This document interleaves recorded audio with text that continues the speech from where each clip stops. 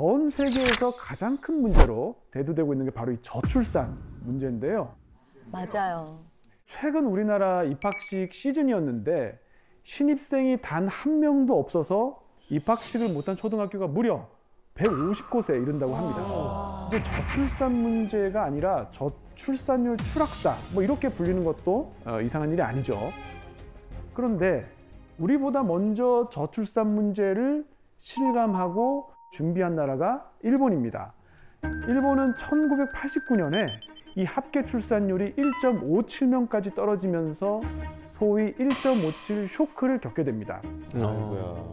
이게 1.57이 왜 쇼크냐면 합계 출산율이 1.57 근처까지 떨어진 적, 1.58이 된 적이 딱 한 번 있었는데 그게 1966년입니다. 1966년이 말띠 해거든요. 왜 하락했는지 짐작이 되시나요? 말띠? 말띠라고 제가 힌트를 드렸는데 말띠가 힌트라고요? 말띠가 힌트입니다. 네. 뭐지? 뭘까요? 말띠는 연마살이 껴요. 오, 네, 비슷합니다. 네. 저는 그래서 4년 여자 선배들이 숫자가 적었어요. 그렇죠. 네. 한국도 그랬죠. 네. 그래요? 왜? 8호학번 선배들이 숫자가 적었어요. 와. 일본도 지금 우리 김경일 교수님 말씀하신 것처럼 비슷한 게 있는데 60년에 한 번씩 병오년이 돌아오죠. 그런데 이 병오년에 태어난 여자아이는 팔자가 세다. 이런 미신이 있어서 조금 나았습니다. 그래서 이때 1.58로 출산율이 훅 떨어진 거예요. 근데 여기에는 지금 가슴 아픈 사랑 이야기가 숨어 있습니다, 사실은. 지금 여기 보시면 네. 이 여성이 이제 에도 시대에 실존했던 야오야 오시치라는 여성인데, 야오야라는 건 이제 야채 가게고 오시치가 이름인데요. 그런데 이 집에 큰 불이 나가지고 근처 절로 피신을 갑니다. 그리고 이제 그 절에서 심부름을 하던 어떤 남자아이와 사랑에 빠집니다. 클리셰가 아주. 네. 시간이 지나서 이제 집이 다 수리되고 집으로 돌아가야 되는 때가 왔어요. 그래서 이제 오시치가 굉장히 이제 너무 보고 싶으니까 어떻게 할까 고민하다가 불이 다시 한번 나면 되지 않을까? 어디?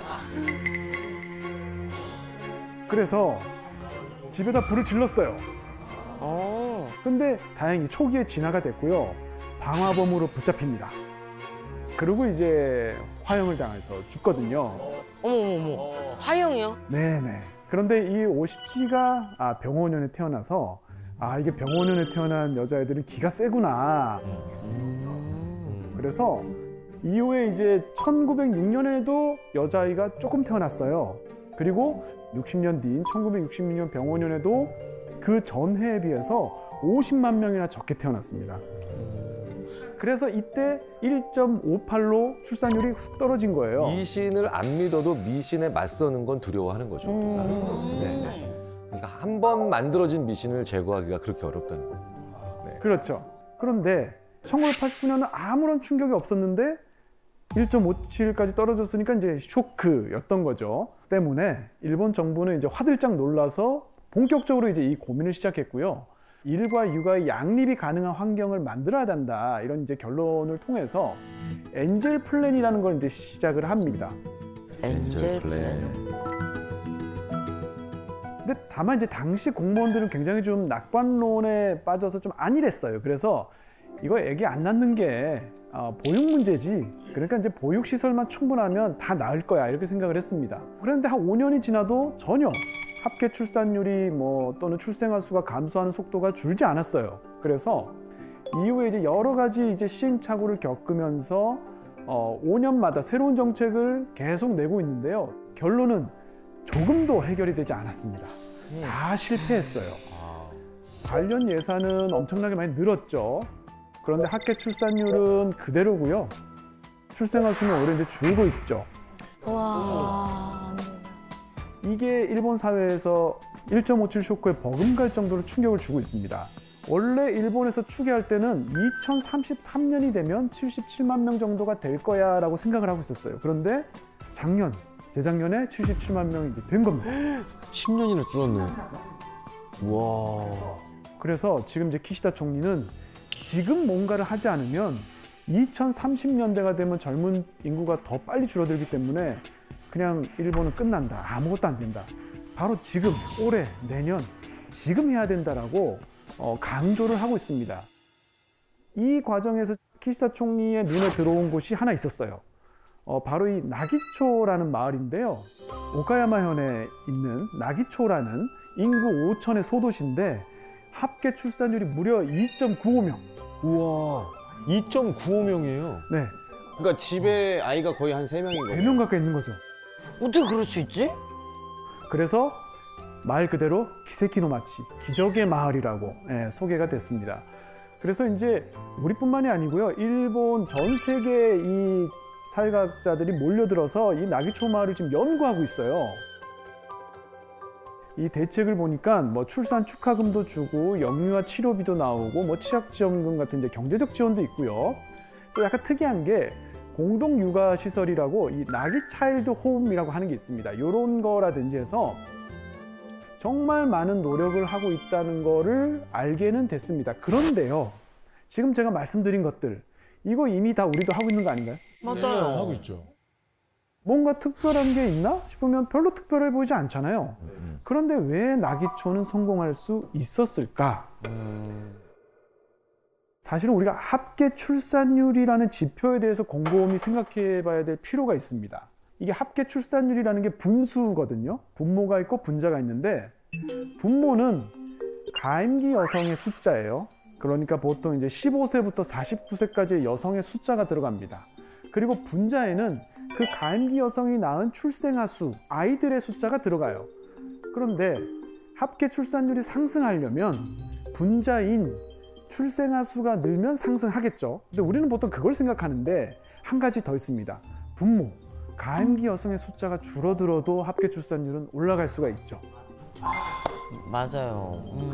예를 들어서 반대로 서울이 합계 출산율이 제일 낮거든요. 0.55잖아요.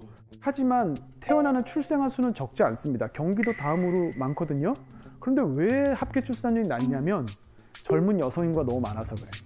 분모가 너무 크다 보니까 합계 출산율이 떨어지는 거죠.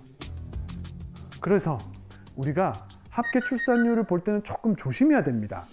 실제로 이 나기초의 합계 출산율을 보면 일정하지가 않습니다. 낮을 때는 1.4명 됐다가 많을 때는 2.9명 됐다가 들쭉날쭉해요. 그래서 지표 자체가 좀 불안정할 수 있겠다 이렇게 생각을 해야 되고요. 결정적인 거, 나기초 마을에는 육상 자위대가 있습니다. 군부대가 있어요. 그래서 자위대 이제 군인들이니까 젊잖아요. 젊은 부부가 많이 삽니다. 그러니까 그런 이제 특수한 상황이 있다라는 걸 우리가 고려해야 되는데 문제는 미디어들이 다 달려들어서 나기초 마을을 너도 나도 취재를 하다 보니까 정책의 효과가 실제보다는 굉장히 부풀려져서 지금 과장되어 있다는 게 사실은 좀 문제입니다. 우리가 보통 저출산 고령화 이렇게 얘기하잖아요. 그래서 우리나라에도 저출산 고령화 사회 위원회가 있는데 생각해 보시면 저출산하고 고령화는 전혀 결이 다른 문제예요. 왜요? 저출산 고령화는 우리가 아이를 왜 낳아야 되냐 그러면 노동력 재생산을 위해서 낳아야 됩니다. 이 답변밖에 안 되거든요. 아이를 좀 낳으세요. 우리나라 노동력이 부족합니다. 이러면 누가 낳겠어요? 그렇죠. 그래서 저출산 문제하고 고령화 문제를 떼서 생각해야 될 필요가 있습니다. 실제로 일본은요, 30년 동안 저출산 정책을 해보니까 이게 고령화랑 붙여서는 도저히 해결이 안 된다는 걸 알았어요. 그래서 일본은 그 문제를 분리해서 생각하기 시작했고요. 작년에 어린이 가정청이라는 걸 만들었습니다. 그러니까 고령화랑 상관없이 저출산 문제에만 집중하겠다는 거고요. 아이가 행복할 수 있는 사회를 어떻게 하면 만들 수 있을까? 이런 관점에서 접근을 하고 있습니다. 그리고 한 가지 더 있습니다. 일본이 한 30년 해보니까 이 출산이라는 게 소득이랑 굉장히 깊은 관계를 맺고 있구나 이걸 알게 됐습니다. 그래서 우리가 뭐 어린이 수당, 일본에서 이제 고도모 테아테라고 어린이 수당 이런 거 주거든요. 그런데 여러 가지 일본이 실험을 해보니까 어린이 수당 줘서는 아이를 낳지 않아요. 일시적이잖아요. 맞아요. 태어날 때 뭐 1,000만 원, 5천만 원, 물론 큰 돈입니다만 앞으로 드는 비용을 생각하면 저도 아이가 둘이지만 계산을 밤에 이렇게 해보면 답이 안 나옵니다. 맞아요, 맞아요. 그래서 이제 임시소득이 아니고 항상소득이 늘어나야 되는데 그거는 일자리죠. 최고의 복지가 사실은 일자리인 거예요. 쉽게 예를 들어서 우리가 엄마들이 아이들을 학교 보내고 한 3시간, 4시간이라도 파트타임으로 일할 수 있는 직장이 있는 게 사실은 아이를 키우고 뭐 이렇게 양육하는 데 훨씬 도움이 되죠. 맞아요. 일본은 저출산 정책이 실패했다는 걸 받아들였습니다. 인구가 줄어든다는 건 인정했어요. 다만 어떻게 하면 감소 속도를 늦출까? 연착륙시키는 방법이 뭘까를 고민했습니다. 그래서 일하는 사람을 늘려서 노동력 부족에 대비해야 되겠다라고 생각을 해서 일단 전업주부들이 전부 다 일할 수 있도록 시장을 만들었습니다. 그래서 일본에 여행 가시면 슈퍼마켓에서 계산대에서 일하시는 분들, 이런 분들은 다 이제 전업주부인데 파트타임으로 일하고 계신 분들 많고요. 그 다음에 일본은 또 외국인 노동력을 굉장히 많이 받아들였습니다. 맞아요. 그리고 일본은 정년을요 70세로 연장했습니다. 본인이 원하면 70세까지 일할 수 있어요. 그러니까 70세가 돼서 사업을 물려받을 수 있는 거죠. 근데 그거 되게 괜찮은 것 같아요. 우리나라는 좀 빠르잖아요. 너무 빨라요. 아니 딱 보면은 되게 정정하신데 일을 갑자기 그만두시게 되셔가지고 오히려 그런 분들이 더 크게 무너지고 막 그러시더라고요. 맞습니다. 네, 제가 이제 대학교에서 처음에 부임했을 때는 정년하시는 분들이 엄청 할아버지 같았어요. 근데 요즘에는 이제 정말 형님 같으신 분들이 이 교수 나 정년해. 그래서 아니 형, 아니 왜 이제 아직 일할 일이 남았는데 왜 정년한다 그래요? 그래서 그런 분들이 이제 정년하시니까 정말 우리도 이제 정년 연장을 고민해야 될 때가 됐고요. 맞아요. 이렇게 인구는 줄지만 어떻게 하면 일하는 인구를 늘릴 수 있을까를 이제 계속 고민하고 있는 게 지금 이제 일본이고요. 최근에 이제 우리도 좋은 일자리를 만드는 게 최고의 복지다라고 하는 데는 컨센서스가 있는 것 같아요. 그래서 앞으로 이제 관련 정책을 많이 만들고 있다고 하니까 좀 지켜봐야 되겠습니다.